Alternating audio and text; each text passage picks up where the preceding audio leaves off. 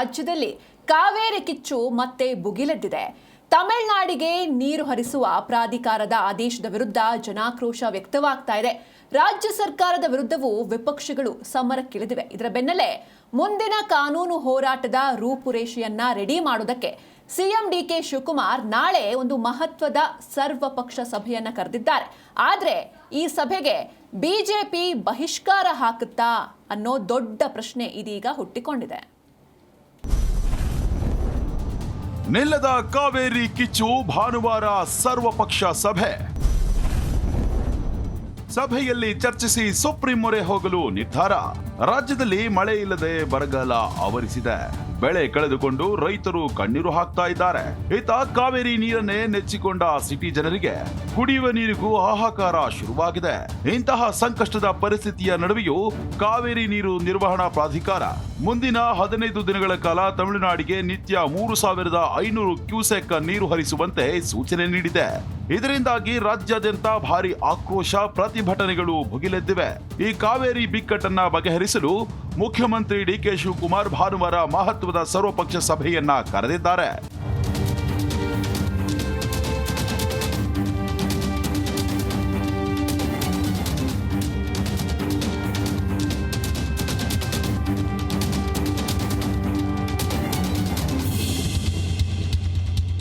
ಹೌದು, ತಮಿಳುನಾಡಿಗೆ ಕಾವೇರಿ ನೀರು ಬಿಡುವ ವಿಚಾರದಲ್ಲಿ ರಾಜ್ಯಕ್ಕೆ ತೀವ್ರ ಹಿನ್ನಡೆಯಾಗಿದೆ. ಹೀಗಾಗಿ ಮುಂದಿನ ಕಾನೂನು ಹೋರಾಟದ ರೂಪುರೇಷೆ ಸಿದ್ಧಪಡಿಸಲು ಸಿಎಂ ಡಿಕೆ ಶಿವಕುಮಾರ್ ಭಾನುವಾರ ಬೆಳಗ್ಗೆ 11 ಗಂಟೆಗೆ ಗೃಹ ಕಚೇರಿ ಕೃಷ್ಣಾದಲ್ಲಿ ಸರ್ವಪಕ್ಷ ಸಭೆ ಕರೆದಿದ್ದಾರೆ. ಈ ಸಭೆಗೆ ರಾಜ್ಯದ ಎಲ್ಲಾ ಮಾಜಿ ಮುಖ್ಯಮಂತ್ರಿಗಳು, ಕೇಂದ್ರ ಸಚಿವರು, ಕಾವೇರಿ ಜಲಾನಯನ ಪ್ರದೇಶದ ಶಾಸಕರು ಹಾಗೂ ಸಂಸದರನ್ನ ಆಹ್ವಾನಿಸಲಾಗಿದೆ.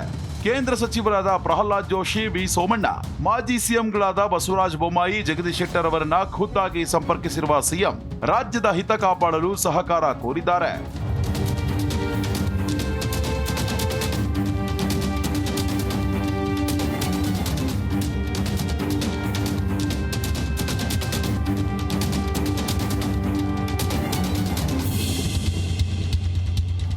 ಸುಪ್ರೀಂ ಕೋರ್ಟ್ ನಿರ್ದೇಶನದ ಮೇರೆಗೆ ರಚನೆಯಾಗಿರುವ ಸಿಡಬ್ಲ್ಯೂಆರ್ಸಿ ಹಾಗೂ ಸಿಡಬ್ಲ್ಯೂಎಂಎ 2 ಅಂಗಗಳಿಂದ ನಮಗೆ ನ್ಯಾಯ ಸಿಕ್ಕಿಲ್ಲ ಅನ್ನೋದು ರಾಜ್ಯದ ವಾದ. ರಾಜ್ಯದ ಡ್ಯಾಂಗಳಲ್ಲಿ ನೀರಿಲ್ಲ, ನಮಗೆ ಕುಡಿಯಲು ನೀರಿಲ್ಲದಿರುವಾಗ ತಮಿಳುನಾಡಿಗೆ ನೀರು ಹರಿಸುವುದು ಹೇಗೆ ಎನ್ನುವ ವಾಸ್ತವಿಕ ಸಂಕಷ್ಟವನ್ನ ಸುಪ್ರೀಂ ಕೋರ್ಟ್ ಮುಂದಿಡಲು ರಾಜ್ಯ ಸರ್ಕಾರ ಸಿದ್ಧತೆ ನಡೆಸಿದೆ. ಈ ಸರ್ವಪಕ್ಷ ಸಭೆಯಲ್ಲಿ ಚರ್ಚಿಸಿ ಪ್ರಾಧಿಕಾರದ ನಿರ್ಣಯವನ್ನ ಪ್ರಶ್ನಿಸಿ ಸುಪ್ರೀಂ ಕೋರ್ಟ್ ಮೊರೆ ಹೋಗುವ ಬಗ್ಗೆ ಅಂತಿಮ ತೀರ್ಮಾನ ಕೈಗೊಳ್ಳುವ ಸಂಭವವಿದೆ. ಸರ್ವಪಕ್ಷ ಸಭೆ ಬಹಿಷ್ಕರಿಸುತ್ತಾ ಬಿಜೆಪಿ. ಕೋರ್ ಕಮಿಟಿಯಲ್ಲಿ ಬಿಜೆಪಿ ನಿರ್ಧಾರ. ಇನ್ನೊಂದೆಡೆ ರಾಜ್ಯದಲ್ಲಿ ಕಾವೇರಿ ಕಿಚ್ಚು ರಾಜಕೀಯ ಸ್ವರೂಪವನ್ನ ಪಡೆದುಕೊಂಡಿದೆ. ತಮಿಳುನಾಡಿಗೆ ನೀರು ಹರಿಸುತ್ತಿರುವ ರಾಜ್ಯ ಸರ್ಕಾರದ ವಿರುದ್ಧ ವಿಪಕ್ಷ ಬಿಜೆಪಿ ಸಮರ ಸಾರಿದೆ. ಕಾವೇರಿ ವಿಚಾರದಲ್ಲಿ ಕಾಂಗ್ರೆಸ್ ಸರ್ಕಾರ ಸಂಪೂರ್ಣ ವಿಫಲವಾಗಿದೆ ಎಂದು ಬಿಜೆಪಿ ನೇರವಾಗಿ ಆರೋಪಿಸಿದೆ. ರಾಜ್ಯದ ಜನರಿಗೆ ಕುಡಿಯುವ ನೀರಿಲ್ಲದೆ ಪರದಾಡುವಾಗ ನೀರನ್ನೆಲ್ಲ ತಮಿಳುನಾಡಿಗೆ ಹರಿಸಿ ಈಗ ಬಿಸಿ ತುಪ್ಪ ನುಂಗಲಾರದೆ ಸರ್ಕಾರ ಸರ್ವಪಕ್ಷ ಸಭೆಯ ನಾಟಕವಾಡ್ತಿದೆ. ಸದ್ಯದ ಮಟ್ಟಿಗೆ ಈ ಸಭೆಗೆ ಹೋಗೋದು ಬೇಡ ಎಂಬ ನಿರ್ಧಾರವಿದೆ ಎಂದು ಮಾಜಿ ಡಿಸಿಎಂ ಅಶ್ವಥ್ ನಾರಾಯಣ್ ಹೇಳುವ ಮೂಲಕ ಹೊಸ ಬಾಂಬ್ ಸಿಡಿಸಿದ್ದಾರೆ. ಈಗ ನಮ್ಮ ಪಕ್ಷದ ಎಲ್ಲ ವರಿಷ್ಠರು ನಿಶ್ಚಯನ ಮಾಡ್ತಾರೆ, ಮಾತುಕತೆಯಲ್ಲಿ ಭಾಗವಹಿಸಬೇಕಾ ಬೇಡವಾ ಅನ್ನೋಂಥ. ಈಗ ಬರ್ತಿರೋಂಥ ವರದಿಗಳು ನಾವು ಕೇಳ್ತಾ ಇದ್ದೆ, ನಾನು ಮಾಧ್ಯಮದಲ್ಲಿ ನೋಡಿದ್ದು. ಮಾತುಕತೆಯಲ್ಲಿ ಭಾಗವಹಿಸಲ್ಲ ಅಂತ ನಾನು ಕೇಳ್ಪಟ್ಟಿದ್ದೀನಿ. ನೋಡೋಣ, ಪಕ್ಷ, ನಮ್ಮ ರಾಜ್ಯ ಅಧ್ಯಕ್ಷರು ಮತ್ತು ಇತರರು ಏನು ನಿರ್ಧಾರವನ್ನು ತಗೊಳ್ತಾರೆ ಅನ್ನೋಂಥ ಆಧಾರದ ಬಗ್ಗೆ ಮಾತುಕತೆಯಲ್ಲಿ ಭಾಗವಹಿಸ್ತಾರೋ ಇಲ್ಲ ಅನ್ನೋದನ್ನ ನಾವು ನೋಡಬೇಕಾಗುತ್ತೆ. ಸರ್ಕಾರ ಕರೆದಿರುವ ಸರ್ವಪಕ್ಷ ಸಭೆಗೆ ಹಾಜರಾಗಬೇಕೋ ಬೇಡವೋ ಎಂಬ ಗೊಂದಲದಲ್ಲಿ ಸದ್ಯ ಬಿಜೆಪಿ ನಾಯಕರಿದ್ದಾರೆ. ಅತ್ತ ಎನ್ಡಿಎ ಮೈತ್ರಿಕೂಟದ ಜೆಡಿಎಸ್ ನಾಯಕ ಕೇಂದ್ರ ಸಚಿವ ಎಚ್.ಡಿ. ಕುಮಾರಸ್ವಾಮಿ ಸಭೆಗೆ ಹೋಗುವುದು ಸ್ಪಷ್ಟವಾಗಿದೆ. ಆದರೆ ಬಿಜೆಪಿ ಏಕಪಕ್ಷೀಯವಾಗಿ ನಿರ್ಧಾರ ತೆಗೆದುಕೊಳ್ಳದೆ ಭಾನುವಾರ ಬೆಳಗ್ಗೆ 9 ಗಂಟೆಗೆ ಕೋರ್ ಕಮಿಟಿ ಸಭೆ ಕರೆದಿದೆ. ಈ ಸಭೆಯಲ್ಲಿ ಸುದೀರ್ಘ ಚರ್ಚೆ ನಡೆಸಿ ಸರ್ವಪಕ್ಷ ಸಭೆಯಲ್ಲಿ ಪಾಲ್ಗೊಳ್ಳುವ ಬಗ್ಗೆ ತೀರ್ಮಾನ ಮಾಡಲಿದೆ. ಒಂದು ವೇಳೆ ಹೋಗಲು ನಿರ್ಧರಿಸಿದ್ರೆ ಕೋರ್ ಕಮಿಟಿಯಿಂದಲೇ ನಾಯಕರು ನೇರವಾಗಿ ಸಭೆಗೆ ಹಾಜರಾಗಲಿದ್ದಾರೆ.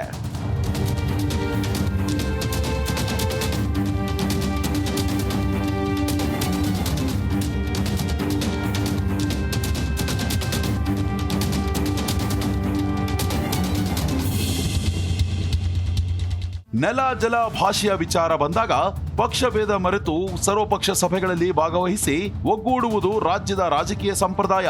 ಹಿಂದೆ ಎಸ್.ಎಂ. ಕೃಷ್ಣ, ಬಿ.ಎಸ್. ಯಡಿಯೂರಪ್ಪ ಹಾಗೂ ಜಗದೀಶ್ ಶೆಟ್ಟರ್ ಮುಖ್ಯಮಂತ್ರಿ ಆಗಿದ್ದಾಗ ಕಾವೇರಿ ಬಿಕ್ಕಟ್ಟು ಎದುರಾದಾಗ ಇದೇ ರೀತಿ ಒಮ್ಮತದ ನಿರ್ಧಾರ ತೆಗೆದುಕೊಳ್ಳಲಾಗಿತ್ತು. ಆದರೆ ಈಗ ಪರಿಸ್ಥಿತಿ ಭಿನ್ನವಾಗಿದೆ.